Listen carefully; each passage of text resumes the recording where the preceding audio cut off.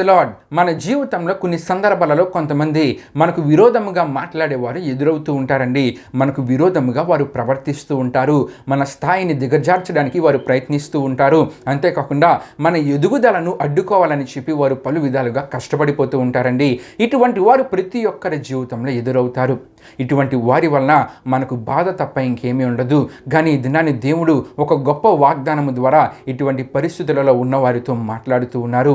దేవుని వాక్యంలో మనం చూసుకుంటే గనుక యెషయా గ్రంథము 41వ అధ్యాయము 11వ వచనంలో మనం చూసుకుంటే, నీ మీద కోపపడిన వారందరూ సిగ్గుపడి విస్మయముందెదరు, నీతో వాదించి వారు మాయమై నశించెదరు. దేవునికి స్తోత్రం. హల్లెలూయా, హల్లెలూయా.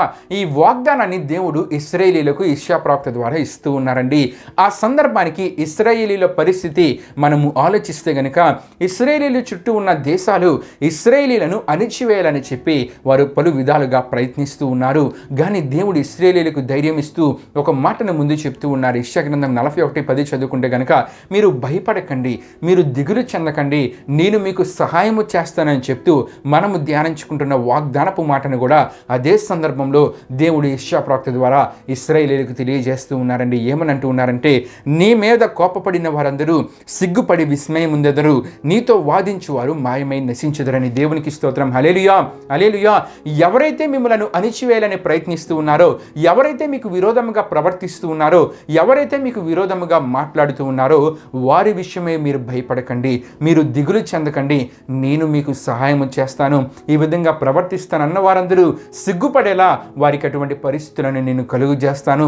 వారు మీకు ఇంకా కనిపించకుండా కన్నుమరుగైపోయేలా వారి మూలాలను కూడా నేను తీసివేస్తానని చెప్పి దేవుడు ఇశ్రాయేలీయులకు ధైర్యం ఇస్తూ ఉన్నారండి. దేవునికి స్తోత్రం. హల్లెలూయా, హల్లెలూయా. అంటే దేవుడు ఇశ్రాయేలీయులకు ఒక ధైర్యాన్ని ఇస్తూ ఉన్నారండి.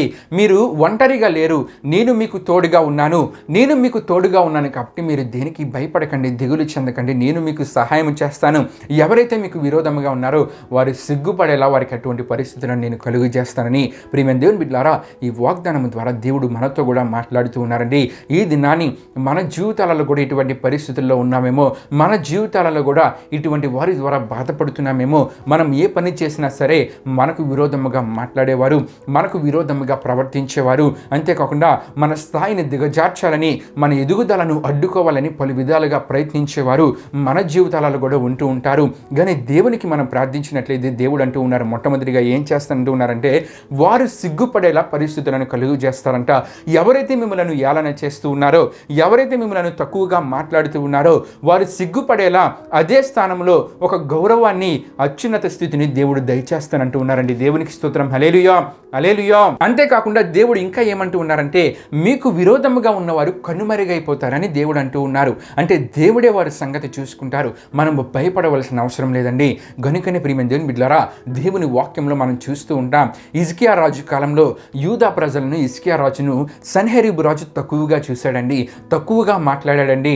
వారి దేవుడు ఏమీ చేయలేడని చెప్పి సన్హెరీబు రాజు తను తాను ఇచ్చించుకుంటూ మాట్లాడాడు, ఏలన చేశాడు. కానీ చివరికి సన్హెరీబు రాజు పరిస్థితి ఏమైంది అని మనం ఆలోచిస్తే గనుక, హిజ్కియా ఏమీ మాట్లాడకుండా దేవునికి మాత్రమే ప్రార్థించాడండి. దేవునికి ప్రార్థించినప్పుడు యెహోవా దూత అష్షూరు దొండుపేటలో చొచ్చి 180,000 మంది సైన్యాన్ని ఒక్క రాత్రి హతమార్చినట్లు దేవుని వాక్యంలో మనం చూస్తూ ఉంటాం. దేవునికి స్తోత్రం. హల్లెలూయా, హల్లెలూయా. ఇది చూచిన సన్హెరీబు రాజు సిగ్గుపడి అక్కడి నుండి పారిపోతే, చివరికి తన సొంత కుమారులే సన్హెరీబు రాజుని ఏం చేశారంటే హతమార్చారండి. అంటే ప్రియమైన దేవుని బిడ్డలారా, దేవునికి మనం ప్రార్థించాలి. మనం ఏమి రియాక్ట్ అవ్వాల్సిన అవసరం లేదు. దేవునికి ప్రార్థించి దేవునికి మాత్రమే విడిచిపెట్టినప్పుడు మనలను తక్కువగా మాట్లాడేవారిని, మనము ఎదగకుండా అడ్డుకునే వారి సంగతిని దేవుడు చూసుకుంటారండి. ఇంకా దేవుని వాక్యములో చూస్తే ఆమాను మనకి కనబడుతూ ఉంటాడు. ఆమాను ఏం చేద్దాం అనుకున్నాడంటే, మొర్దెకైని యూదా ప్రజలను లేకుండా చేసేద్దాం అనుకున్నాడు. వారికి విరోధముగా ప్రవర్తించాడు, వారికి విరోధముగా ఒక చట్టాన్ని తీసుకొద్దామని ప్రయత్నించాడు. వారి స్థితిని దిగజార్చాలని, వారి స్థాయిని తగ్గించాలని ఎన్నో రకాలుగా ప్రయత్నించాడు. కానీ చివరికి ఆమాను మొర్దెకై కొరకే సిద్ధపరిచిన ఉరి కుయ్య మీదే ఉరి తీయబడ్డాడండి. దేవునికి స్తోత్రం. హల్లెలూయా, హల్లెలూయా. అంటే ప్రియమైన దేవుని బిడ్డలారా, మనము దేవునికి ప్రార్థించినప్పుడు ఈ వాగ్దాన ఆశీర్వాదాన్ని మన జీవితాలలో మనం పొందుకోగలం.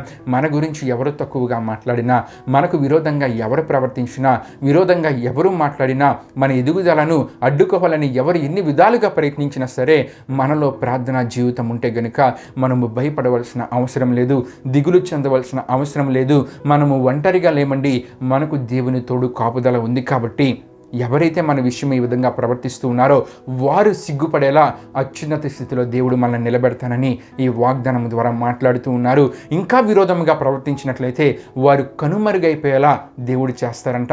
అంటే వారి మూలాలను కూడా దేవుడు తీసివేస్తానని చెప్పి ఈ వాగ్దానం ద్వారా మాట్లాడుతూ ఉన్నారు. కనుక ప్రార్థిద్దాం, దేవుని మాత్రమే విశ్వసిద్దాం. ఎవరైనా విరోధంగా ప్రవర్తించినప్పుడు వారికి విరోధంగా మాట్లాడే ప్రయత్నము చేయక నెమ్మదిగా ప్రశాంతముగా దేవునికి ప్రార్థించడం ద్వారా ఈ వాగ్దాన ఆశీర్వాదాన్ని మన జీవితంలో మనం పొందుకుందాం. దేవుడి పరిశుద్ధ వాగ్దానాన్ని మన వినికిల్లో దీవించునుగాక. ఆమేన్. ప్రియమైన దేవుని బిడ్డలారా, ఈ వాగ్దాన కార్యక్రమాన్ని ముగింపు ప్రార్థనతో మనం ముగించుకుందాం. అందరూ కళ్ళు మూసుకుని తలలు వంచుకుని ప్రార్థనలో నాతో పాటు ఏకీభవించవలసిందిగా ప్రభువైన యేసుక్రీస్తు నామములో అందరినీ కోరుచున్నానండి. ప్రార్థన చేసుకుందాం. మహిమ స్వరూపైన మా ప్రభువా, జీవాధిపతి యేసయ్యా, నీ ఘనమైన నామమునకే మహిమ ఘనత ప్రభావం చెల్లించినాం దేవా. ఈ దినమున ఒక అద్భుతమైన వాగ్దానం ద్వారా విన్న ప్రతి ఒక్కరితో మాట్లాడిన దేవా, ఎవరు వారికి విరోధంగా ప్రవర్తించినా, ఎవరు వారికి విరోధంగా మాట్లాడినా, ఎవరు వారి ఎదుగుదలను అడ్డుకున్నా సరే, వారు నీకు ప్రార్థించడం ద్వారా నీవు వారికి సహాయకుడిగా ఉండి ఈ వాగ్దాన ఆశీర్వాదాన్ని వారి జీవితంలో పొందుకునేలా, అంటే నీ ద్వారా ఒక గౌరవప్రదమైన స్థితి, నీ ద్వారా ఒక అత్యున్నతమైన స్థితిని, వారు ఎవరైతే వారిని బాధపెడుతూ ఉన్నారో వారు సిగ్గుపడే పరిస్థితిని, వారి జీవితాలలో అటువంటి గొప్ప ఆశీర్వాదాన్ని వారు పొందుకోగలిగేలా మీరు కార్యాన్ని జరిగించండి. ఈ వాగ్దానాన్ని విన్న ప్రతి ఒక్కరిని మీరు దీవించండి, ఆశీర్వదించండి. ఈ దినాన్ని వారు చేస్తున్న ప్రతి కార్యాన్ని సఫలపరచమని మీకే వేలాది వందనములు కృతజ్ఞతాస్తుతులు చెల్లిస్తూ యేసు పరిశుద్ధ నామంలో అడిగి వేడుకునిచున్నాం తండ్రి. ఆమేన్. యేసు రక్తమే జయం, ప్రవేశ రక్తమే జయం, ప్రవేశ రక్తం సంపూర్ణమైనది, అపవాది క్రియలకనంత నాశనము కలుగునుగాక. ఆమేన్. ప్రభు మిమ్మును మీ కుటుంబములను దీవించునుగాక. ఆమేన్.